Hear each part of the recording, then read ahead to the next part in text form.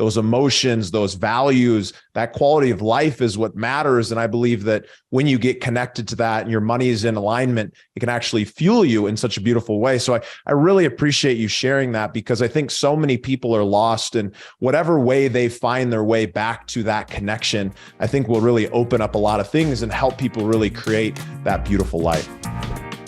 Welcome back to the Name Your Number show, presented by the Investor Mindset. We're on a mission to create financial freedom for over 1 million investors. And when you name your number, the number that you want to earn passively every month that creates your ultimate quality of life, then I believe you've achieved real freedom.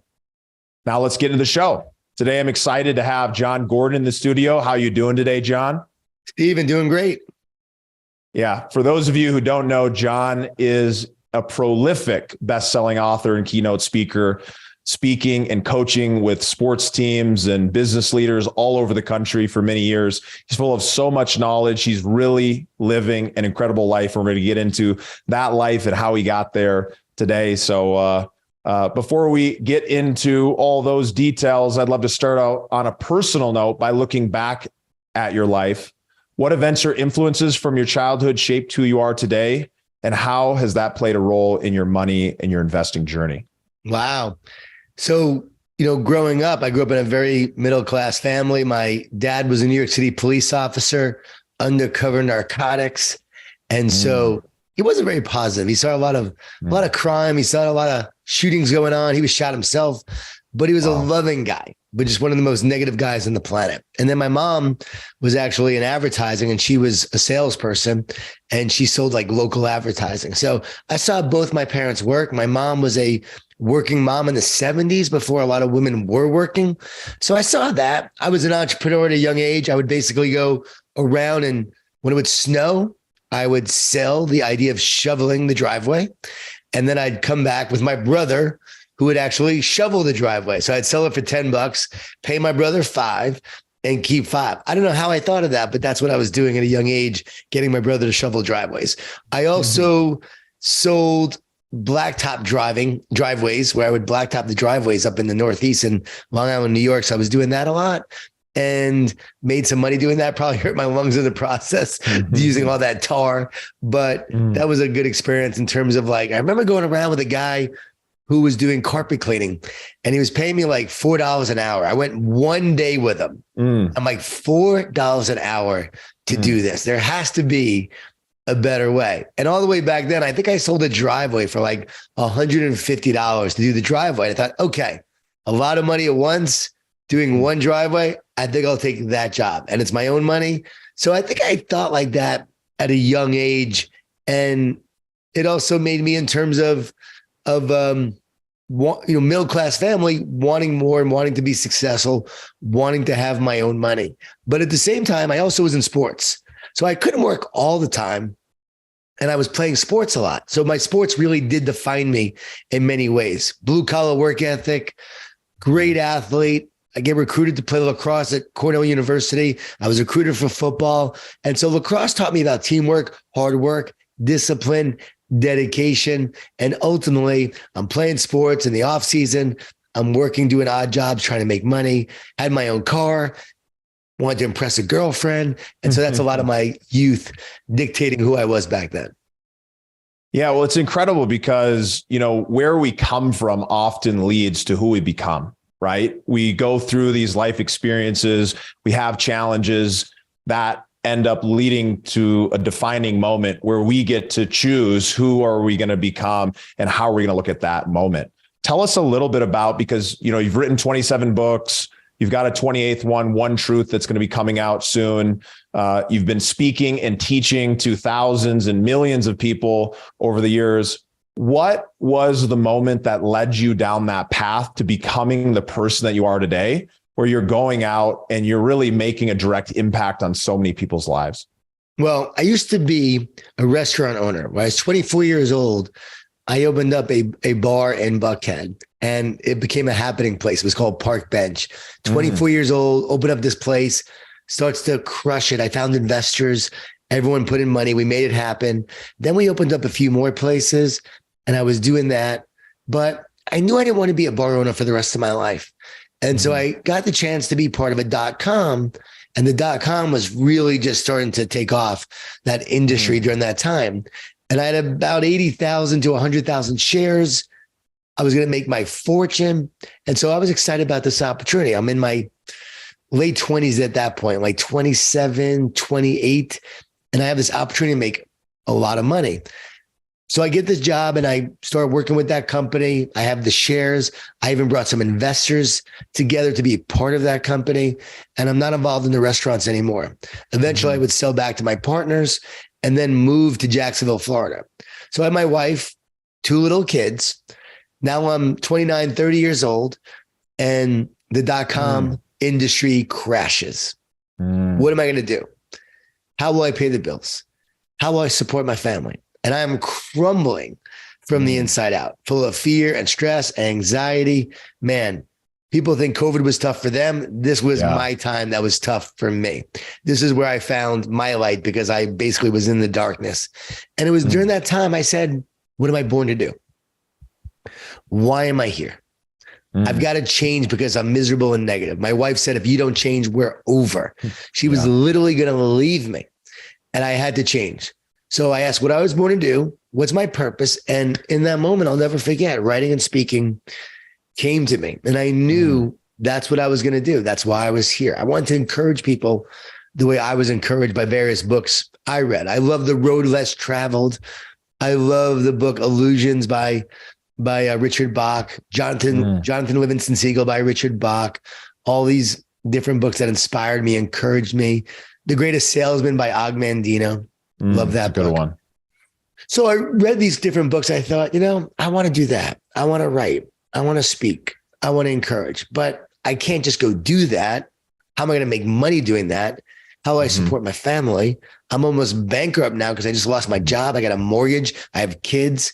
So I decided to get back in the restaurant business and second mortgage my home, $20,000 in credit cards, and opened up the first Moe's Southwest Grill in Florida. This was the first Moe's in Florida. This was the 5th Moe's in the entire country. Now there's hundreds of them all over, but I was the first in Florida. Opened it up, didn't know what I was doing, put everything into this restaurant, had no extra money. Literally, the money is dwindling out of the bank account, like almost nothing left, hanging on by a thread. And I remember just being fearful, but also having some peace, trusting a lot, having faith. And next thing you know, like money came out of the blue, where a guy owed me money, and that carried us for a month. And then a company reached out and offered me a consulting opportunity to consult with them on wireless technology, which was what the .com company was all about. Out of the blue, they reached out. I said, I don't really know how the technology works. They said, no, just teach us how to sell it. So I met with them. $13,000 they paid me, which back then was a lot, for 6 weeks of consulting. That money carried us until we made our first profit in the Moe's. But man, I was doing everything possible to make this restaurant successful. So think about it. I'm consulting. I'm trying to make it work, trying to make my restaurant successful. I know I want to write and speak. And then once we made our first profit, I'm like, okay, now I could start this process, this journey of trying to write and speak. I'm wiping tables down in the Moe's. I'm like 30 years old. People think I'm a worker there. They don't know I'm an owner because I wear a t-shirt and shorts. Yep. I'm wiping down the table, talking to this woman who was the managing partner for New York Life. Eventually, I shared that I was the owner, and she said something about needing a speaker for her company or something. I said, well, I'm a speaker too. And I offered to speak for her company. She was like, I can't pay you. I said, it doesn't matter. I'll just come do it. And it was the first talk I gave. And I went and gave a talk. And I'm like, okay, I did it. I was nervous, tried to get out of it, but I did it. And then I realized, man, I could do this. And that began this journey of saying, I am now going to be a writer and speaker. I think what's so powerful about this moment is that you're in the depths of a dark period. You're in the depths of a period where you've got 2 kids, you've got a family, you recognize that there's a change that needs to happen inside yourself, that your wife is saying, hey, I want to see a different version of you. I don't like the version I'm seeing. you're lacking the financial capability to make that change to create the life that you want to create, but you know a skill, you know how to run these restaurants. And so you do what you need to do because you've actually sat down, you've got clear on what your purpose is, you've got clear on that vision, and then you've had the faith to believe that it's going to happen, that it's going to come through you, that it will show up at the right moment. And it does. I think so many people forget that because they go into the darkness. I know I've been there, and I'm sure many of you who are listening have been there as well. And it's like when you go into that darkness, it can be actually a beautiful place if you look at it from that perspective, if you use it as a moment to get clear, to really understand what that vision of your life is, what the purpose is, and what this is all about. And it sounds like through that process, you really redeveloped who you are so that you can be this person who's really giving value and helping change people's lives directly. There are people who still remember me as that restaurant owner, as that Moe's owner. My wife just gave a talk recently in our local area, and people came up to her and said, I remember your husband when he was just opening Moe's, and now to see what he's doing, all these books, millions of copies sold later, doing all this work with all these companies and organizations and teams and great leaders on the planet. I get to work with the Dodgers, the Rams, the Miami Heat. Sean McVay's a great friend. Clemson football and Dabo Sweeney. I work with them. I get to work with all these teams.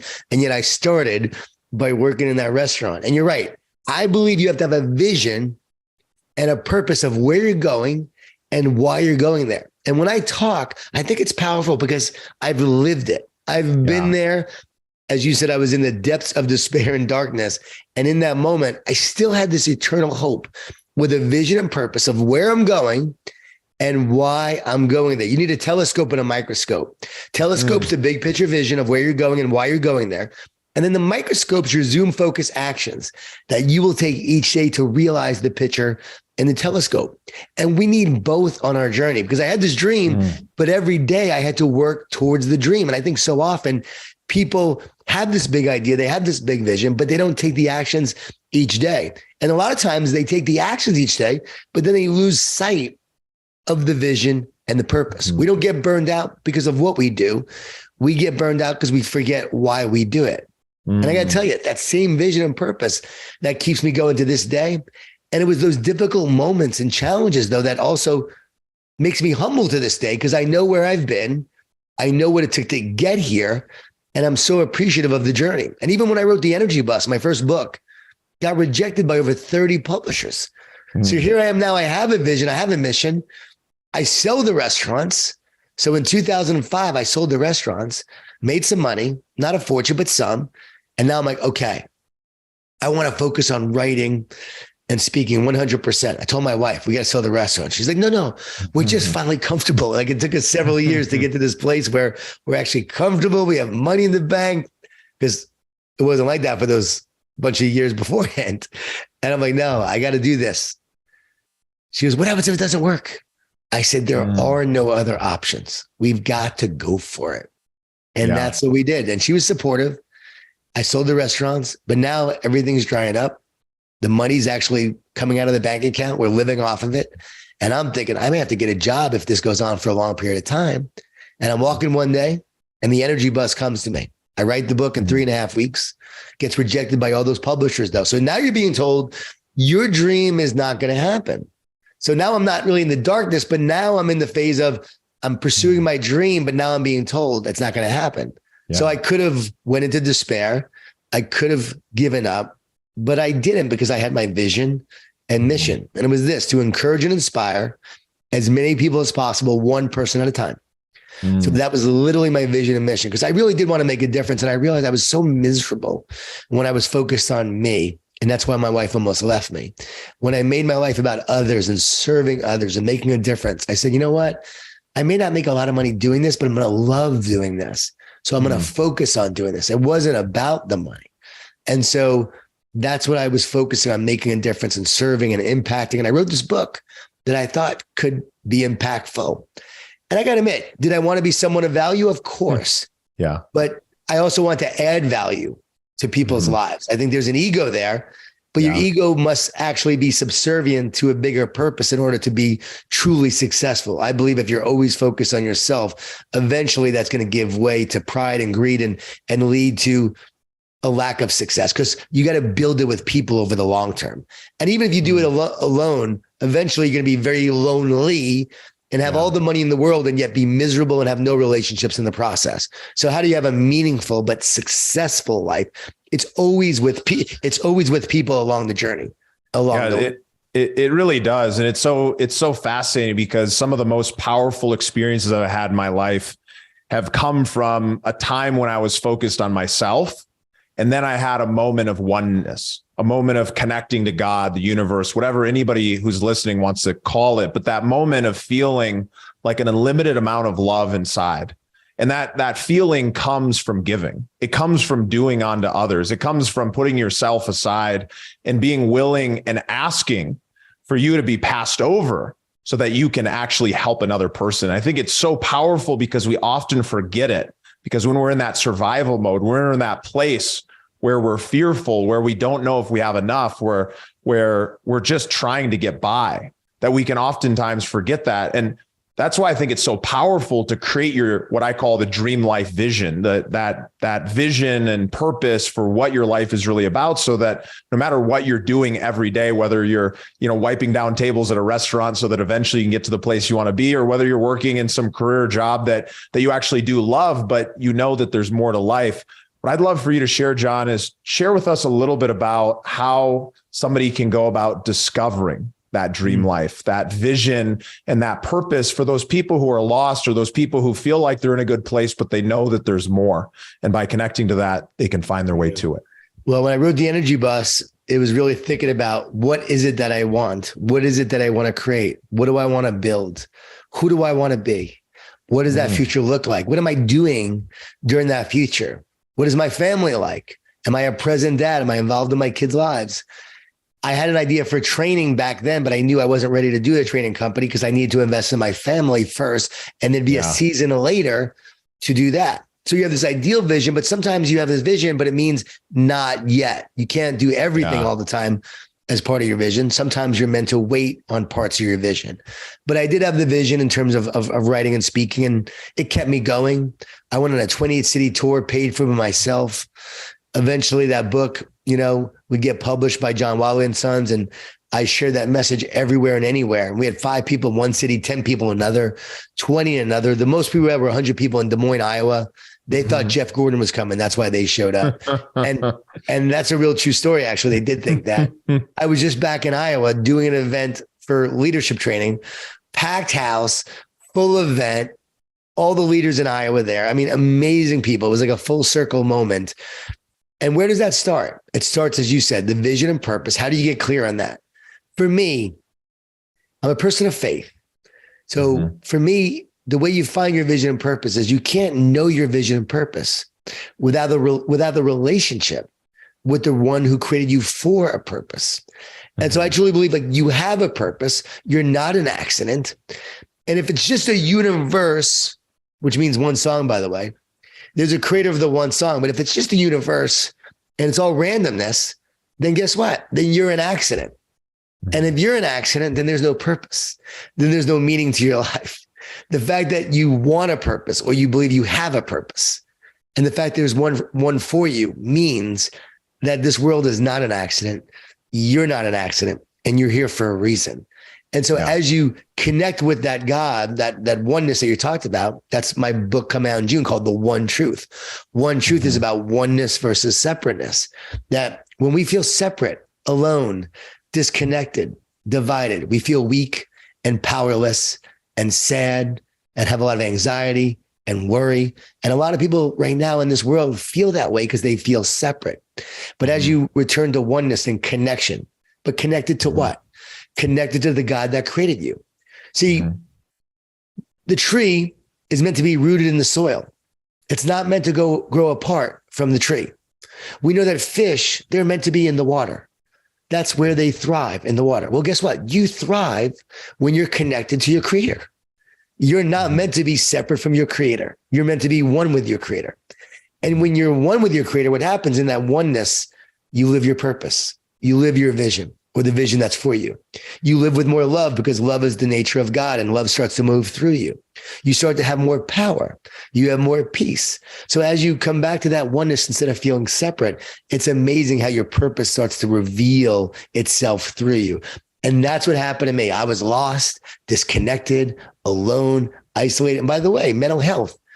Everyone who has mental health issues, they all report feelings of isolation, disconnection, aloneness, and separateness. As you move from oneness to separateness, you move from positive to negative. Oneness is positive. Move towards separateness. You move towards a lot of negativity and feelings of negativity. And that's what people need to understand. That's what the one truth is all about. And once you understand this, everything in your life will change. So how do you know your vision and purpose? You start to pray.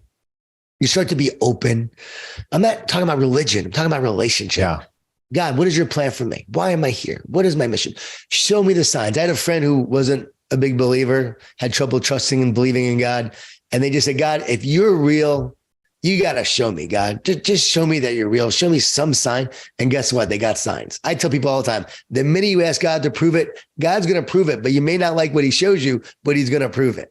And so this is not meant to be a preaching sermon, but I do want people to feel more joy, more peace, more love. And I know as you connect to that, now you talked about the universe. If the universe is impersonal, is that going to heal you? Can an impersonal universe love you?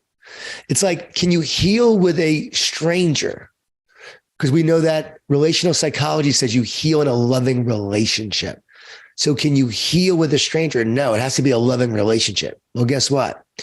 If God is impersonal, it's not a loving relationship. But if it's a personal God that you know loves you and you connect to that love, that's what heals you. And that's the love that's meant to heal you. So I hope people connect with that and resonate with that.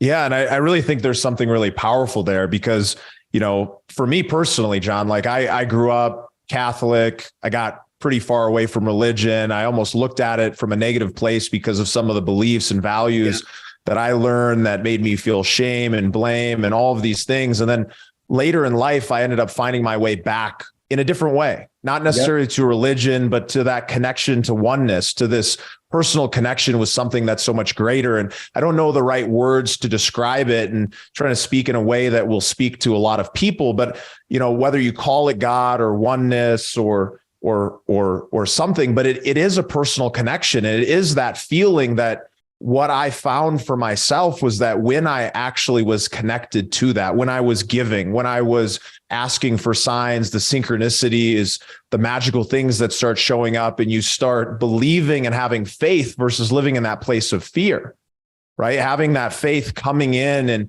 and really living in that, I did feel like this unlimited feeling of love. And I really believe that is what the relationship with God, your creator, whatever the word is somebody wants to use with that, that's what it's all about. And that's where, you know, I've dealt with depression in my life on and off. I know you've experienced some of that yourself. And it's this place of feeling so isolated, so alone, so like there isn't, like everything's not going to just work out. But it's interesting because when you come into that place of faith, when you come into that place of believing that there is something greater out there, that there's something greater for you to connect with, that there's a greater purpose, and that you can then make your life about giving versus receiving, you end up receiving so much more. It's ironic. I had an experience about a week ago where I was doing a healing with some people, and it was a very large event, and it was one of the most powerful feelings. I cried for hours afterwards because during that experience, I was just giving everything that I had, asking God, asking the universe, asking oneness, whatever we want to call it,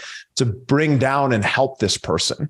And it's funny because in that moment, when you're sitting in that place and you're putting yourself aside, that's what life is actually about. But we've gotten distracted because our ego is there and we want to be big and we want to be valuable and we want to make an impact. And look, I'm on a mission to help 1 million people become free financially, not because money's the important piece, but because those emotions, those values, that quality of life is what matters. And I believe that when you get connected to that and your money is in alignment, it can actually fuel you in such a beautiful way. So I really appreciate you sharing that because I think so many people are lost, and whatever way they find their way back to that connection, I think will really open up a lot of things and help people really create that beautiful life.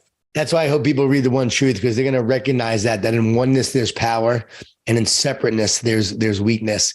And you talked about money. Money is just an exchange of energy. And so there's nothing wrong with having money. There's nothing wrong with making money. You're meant to make money. You're meant to actually use that money for good. You're meant to use that money to make heaven, right? Make earth like heaven and bring heaven to earth. If you can take that money and do good with it, think about the impact you can have. If you're sick, you can't help someone be well. The goal is that you are well to help others be well. So if you can take your money and do good with it, wow, think about the impact you can have. So I like to make a lot of money. And guess what? I give away a lot of money. And again, it's what you do with it. Now, ego stands, by the way, for edging God out. And so what happens is when you have a big ego, you actually feel separate. Going back to separateness, you feel separate. So because you feel separate, you feel powerless. This gives rise to the ego that tries to give you a sense of power and control. And as it arises, it's actually weak power because it's connected to self. It's not connected to something greater.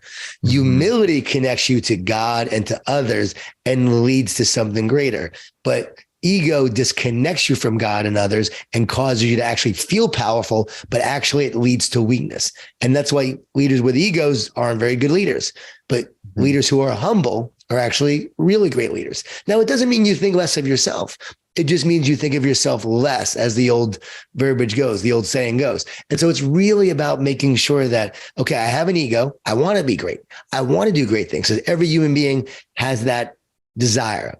But how can I use that to bring out the greatness in others? How can I grow and then help others grow in the process? How can it be subservient to making a greater difference and be part of the bigger picture and the bigger oneness? So I'm connected to something greater. Why? Because you are meant to be connected to others relationally, in relationship, and to be connected to God in relationship. And so again, the universe is not personal. The universe is a medium. It's a echo chamber of the creator, creating the one song that we're all living in. And there's this creator that's a loving creator that loves you. And I'll never forget the best advice I ever got, because I'm trying to question everything and had trouble because of so many hypocrites in religion. And, you know, I grew up Jewish, was bar mitzvahed. Then I was a new ager, a Buddhist. Then I'm doing a lot of meditation. I practice all these different religions. And then I had a spiritual encounter with Jesus. And I asked, you know, this pastor, you know, what about all the hypocrites? He said, John, don't let Christians keep you from Christ. And because the Christ is a unifying energy that restores you and creates the oneness that you seek by taking the burden and the pain and all of the things you're holding on to, takes it all. So now you can connect to and be one with God. It's so simple when you really think about it. And I think religion has really, a friend of mine said the other day, religion is a false union with God. It actually makes you feel like you're one, but you're not. It's actually false. It's a lot of actual big ego involved when you look at it that way.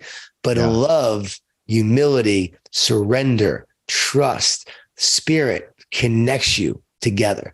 There's research from Gallup poll that shows that couples that pray together, 99% stay together. 50% who go to church, right, get divorced. Same rate as church or non-church, it's 50%. But you pray together, one spirit coming together, all praying. That's what leads you to actually have a great marriage, a great relationship. So I think it's powerful for people to understand. And you talked about healing. We all have a wound in our soul. We all have a hole in our soul. And guess what? That hole in your soul is a wound. And that will affect the way you make money, the way you look at money, the way you look at success, how you try to achieve success. It will cause you to actually live from your ego, from your wound, and from your separateness. But when you heal the hole in your soul and you become whole, WHOLE, now you become one, you become powerful, you become strong. And you're not meant to go through life with fear, with clutter, with stress, and chronic anxiety, like so many people in the world today. Think about it. So many people dealing that way or feeling that way because they're actually feeling separate. You're meant to go through life with power, with peace, with joy, with love, and with purpose. And that is how you're meant to go through life. And that comes from oneness. Yeah, that's beautiful. And it's really connecting to that oneness, that energy, whether it's in your relationship or with money or with yourself, that ends up really bringing you to that place. I think that's beautiful. We've got a couple more questions before we wrap up. What I'd love is, if you're open to it, to share personally, what is that ultimate life, that dream vision that you're creating? You've published 27, almost 28 books. You're speaking in front of incredible people. What is that vision for your life? How do you interact with your family? What are those emotions that you want to feel? Love for you to share that with us for some inspiration as somebody who's been really mastering this in their life. Well, now I see my daughter speaking. She's 24 years old. Jade Gordon, go follow her on Instagram or Twitter. And Jade Gordon is crushing it now at 24. She's doing great work. So it's awesome to see her live this purpose. And she was terrified to speak a year ago. She was so afraid. And then she stepped into it because she felt a calling to make a difference. She was working at Nobu in Malibu as a hostess, hospitality, graduated from Clemson University, and now she starts doing this work. And it was crazy to see her step into this, because I thought she'd be doing it maybe when she was 30, 35. And here she is now 24, stepping into it. So it looks like my daughter now doing this work, and us doing it together as I coach her and guide her and help her on this journey, and to see her make a difference. And she just worked with a company the other day, got a message from the CEO that she shared with me. She's like, Dad, check this out. CEO raved about her talk and presentation. So cool to see. My wife is doing the same thing. My wife is also speaking. She has a podcast, Catherine For Real. So it's not like supporting her. Then I have a team of speakers and I'm supporting them. And we have a train the trainer program where we train people to deliver the energy bus, power of positive leadership, power of a positive team. And we're growing that. So it's really the mission of now reaching more people, more leaders, more teams, impacting more lives, and now leveraging where we now train trainers and speakers and coaches to go out and do this. And that's where you multiply and you can impact the world that way with this message. Positive leadership, positive teamwork, a positive mindset, not Pollyanna positive, but mental toughness and grit. Yeah. And how to go through life with this power we're talking about. And guess what the fruit of that is? Money. Yeah. When you invest in the root, you get a great supply of fruit. Focus on the fruit, ignore the root, the tree dies. See, I'm all about investing in the root, because I know when you invest in the root, you're going to get a great supply of fruit and you're going to make a lot of money. And it doesn't have to be your focus. I always say, I wrote this book, The Carpenter. People say it's my best book. It's great for entrepreneurs in your audience. Love, serve, and care. You love serving care. You don't worry about growing your business. You just love serving care, and your business will exponentially grow from there. So to me, that's my mission. That's my vision. That's what it looks like. No different than what I'm doing now. Maybe I have a plane. I'd like to have a plane, would be nice, is the one thing I feel like I'm missing, because it would allow me to go to more places easier, make more of an impact, and be less tired when I am traveling to all these different events and organizations. And so that's probably the one thing. I've been chartering some planes more. Companies have been bringing me more in their planes.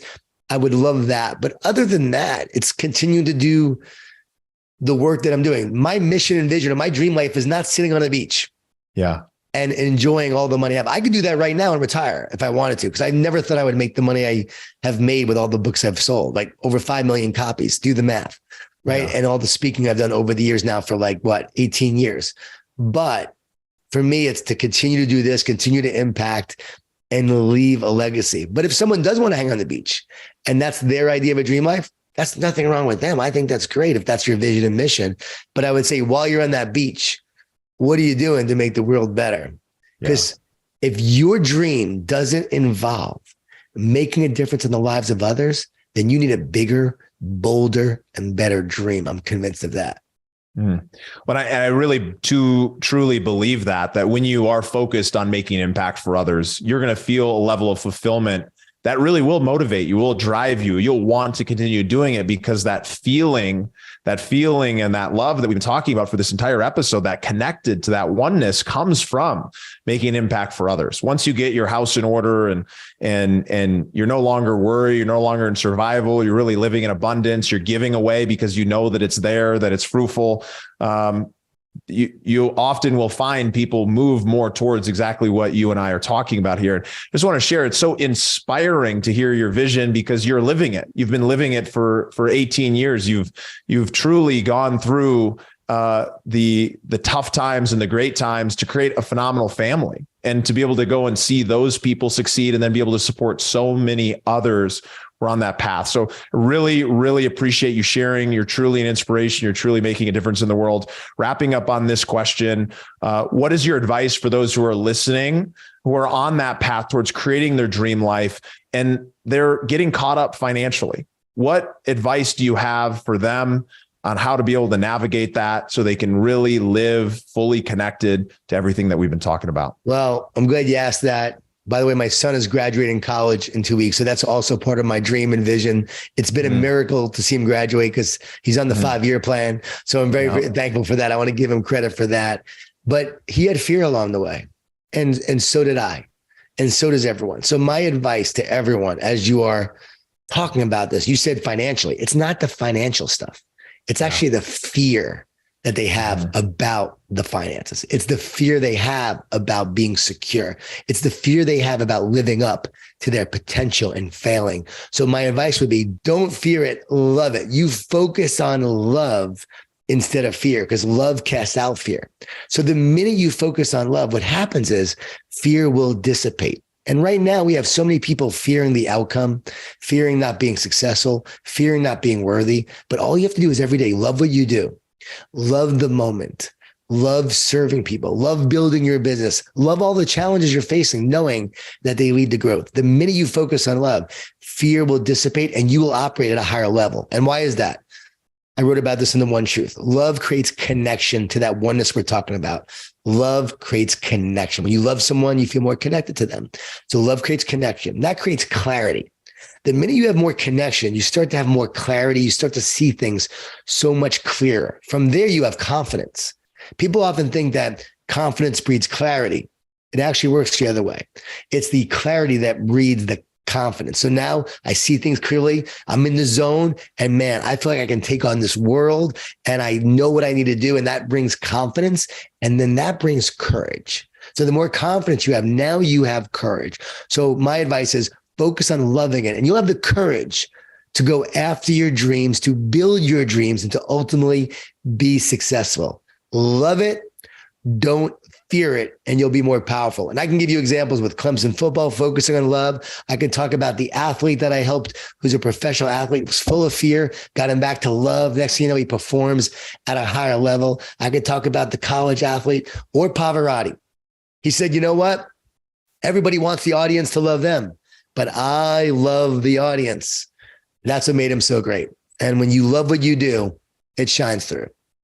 Well, this has been so beautiful. It's inspiring to hear this. I feel like everybody needs to be able to connect to that dream life, to that oneness, and really be able to step in and live this. Jon, where can people find out more about you or dive into more of your materials and get in touch? Yeah, go to jongordon.com, JON Gordon.com, or the new book is getonetruth.com. Also Twitter, Instagram at JON Gordon11. And if you heard us on this, please let me know that you heard me and Steven talking. Share with me via Instagram. If you have any questions you want to ask me along the way, feel free to hit me up there. I do answer my DMs and Instagram. I don't answer Twitter, but I answer Instagram if you have any questions. I love to encourage people. And so I'm always trying to encourage people on the journey. And Steven, I appreciate the work that you're doing, bringing people to oneness. And guess what? As you are one and you feel that oneness, you know what comes from that? Money. And so focus on that, and the money will be a byproduct of that. The life you want will be a byproduct of that. Success will be a byproduct of that. So what happens is you seek the kingdom first, and then everything else is given to you. Seek the root, invest in the root, you get the fruit. Invest in the root, you get the fruit. Thanks so much, Jon. Thanks so much for listening, all of you, and we'll see you guys on the next episode. Thank you for listening to the Investor Mindset Podcast. If you like what you heard, make sure to rate, review, subscribe, and share with a friend. Head over to theinvestormindset.com to join the Insider Club, where we share tools and strategies from the top investors and entrepreneurs on how to take it to the next level.